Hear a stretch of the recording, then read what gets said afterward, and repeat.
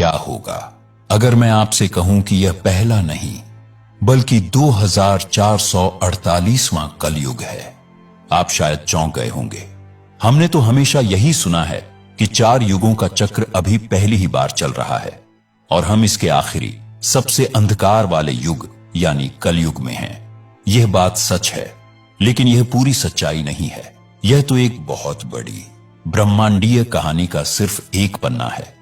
आज हम आपको समय की एक ऐसी गहराई में ले चलेंगे जो इंसानी इतिहास की सोच से भी कहीं ज्यादा पुरानी है। हम उन प्राचीन गणनाओं को खोलेंगे जो हमारे धर्म ग्रंथों में हजारों साल से मौजूद है।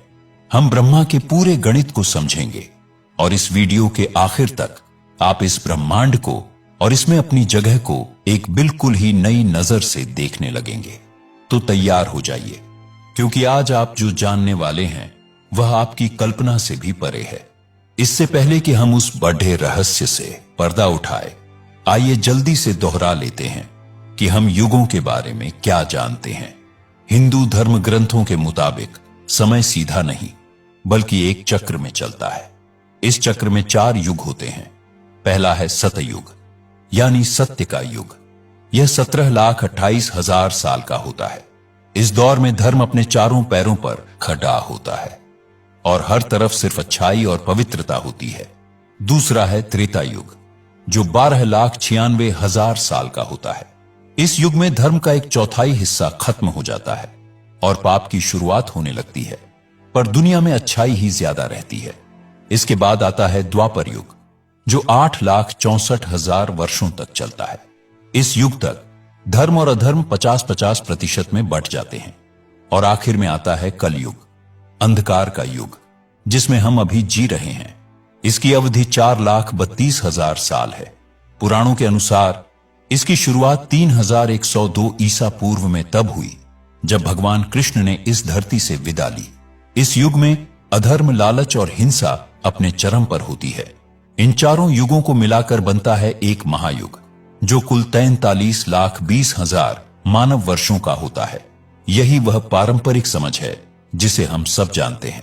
लेकिन कहानी यहां खत्म नहीं होती, बल्कि यहां से तो असली कहानी शुरू होती है। एक महायुग का यह चक्र असल में एक बहुत बड़ी घड़ी का सिर्फ 1 सेकंड जैसा है। उस घड़ी को ब्रह्मा का समय कहते हैं। हमारे पुराणों में समय की एक ऐसी गणना दी गई है जो अविश्वसनीय रूप से विशाल है। इस गणना के केंद्र में है सृष्टि के रचयिता स्वयं ब्रह्मा। जैसे हमारे दिन और रात होते हैं, वैसे ही ब्रह्मा के भी होते हैं। ब्रह्मा के एक दिन को कल्प कहा जाता है और ब्रह्मा का सिर्फ एक दिन यानी एक कल्प हमारे 4,32,00,00,000 सालों के बराबर होता है। और गहरा रहस्य यह है कि ब्रह्मा के इसी एक दिन में 1,000 महायुग होते हैं, यानी सत्य, त्रेता, द्वापर और कली का यह पूरा चक्र 1,000 बार घूमता है। इसका मतलब है कि ब्रह्मा के हर एक दिन में 1,000 सतयुग, 1,000 त्रेता युग, 1,000 द्वापर युग और 1,000 कलयुग आते जाते हैं। अब उस शुरुआती दावे पर लौटते हैं। ग्रंथ बताते हैं कि ब्रह्मा की आयु 100 दिव्य वर्षों की है और हम अभी ब्रह्मा के 51वें साल के पहले दिन में हैं। इस मौजूदा कल्प का नाम श्वेत वाराह कल्प है। इसका सीधा मतलब है कि ब्रह्मा के 50 साल बीत चुके हैं। जरा सोचिए, उन 50 सालों में कितने कल्प आए होंगे और हर कल्प में 1,000 महायुग। अब बात करते हैं हमारे आज की। हम इस कल्प के 14 मनवंतरों में से 7वें मनवंतर में हैं, जिसे वैवस्वत मनवंतर कहते हैं। हर मनवंतर में लगभग 71 महायुग होते हैं और हम इस 7वें मनवंतर के 28वें महायुग में जी रहे हैं। तो गणित साफ है।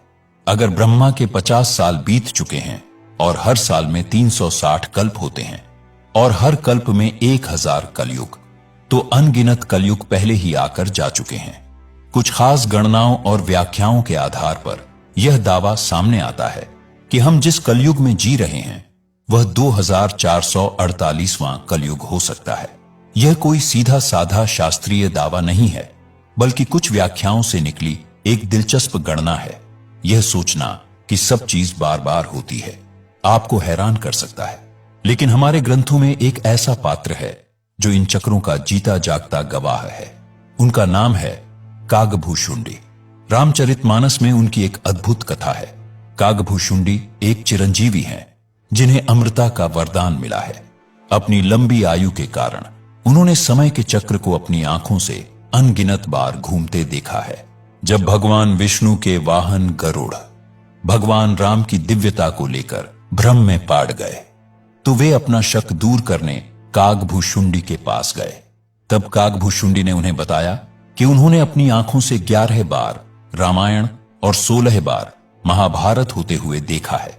वे बताते हैं कि हर कल्प में जब जब धर्म की हानि होती है भगवान अवतार लेते हैं। उन्होंने बार बार राम को जन्म लेते और लीला करते देखा है। कागभूषुंडी की यह पौराणिक कथा इस बात का प्रतीक है कि समय चक्रीय है। इतिहास और घटनाएं एक विशाल ब्रह्मांडीय नाटक की तरह हैं जो बार बार दोहराया जाता है। तो इस सारे ज्ञान का हमारे लिए क्या मतलब है? चलिए इसकी तुलना आधुनिक विज्ञान से करते हैं। आज का विज्ञान बिग बैंग थ्योरी के आधार पर हमारे ब्रह्मांड की उम्र लगभग 13.8 अरब साल बताता है। यह संख्या बहुत बड़ी लगती है, लेकिन जब हम इसे वैदिक ब्रह्मांड विज्ञान के पैमाने पर रखते हैं तो एक बिल्कुल अलग और हैरान करने वाली तस्वीर उभरती है। जैसा हमने जाना, ब्रह्मा का सिर्फ एक दिन, एक कल्प ही 4.32 अरब साल का होता है। इसका मतलब यह है कि आधुनिक विज्ञान जिसे ब्रह्मांड की लगभग पूरी उम्र मानता है, वह वैदिक ब्रह्मांड विज्ञान में ब्रह्मा के बस कुछ दिन रात के बराबर है। ब्रह्मा की पूरी आयु तो 311 खरब मानव वर्षों से भी ज्यादा है। यहां मकसद विज्ञान को कम दिखाना नहीं है, बल्कि यह समझना है कि हमारे ऋषियों ने समय को किस अकल्पनीय विस्तार में देखा था। जहां विज्ञान एक ब्रह्मांड के बनने और मिटने की बात करता है, वहीं हमारे ग्रंथ हजारों साल पहले ही अनगिनत ब्रह्मांडों के बनने और मिटने की बात कर चुके हैं। यह ज्ञान हमें विनम्र बनाता है। हमारा जीवन, हमारी सभ्यता इस ब्रह्मांडीय नाटक में एक छोटे से कण के बराबर भी नहीं है। तो क्या हम 2448वें कलयुग में हैं? ब्रह्मा के गणित और कागभूषुंडी की कथा के प्रतीकों को देखें तो यह एक दिलचस्प संभावना लगती है। हम एक ऐसे चक्र में जी रहे हैं जो पहले भी हजारों, लाखों बार घूम चुका है। यह जानना कि हमारा युग अनोखा नहीं है, हमें एक गहरे सवाल की ओर ले जाता है। अगर समय इतना विशाल और अनंत है और यह सब पहले भी हो चुका है और फिर होगा, तो इस छोटे से जीवन का असली उद्देश्य क्या है? शायद इसका जवाब कर्म के सिद्धांत में छिपा है।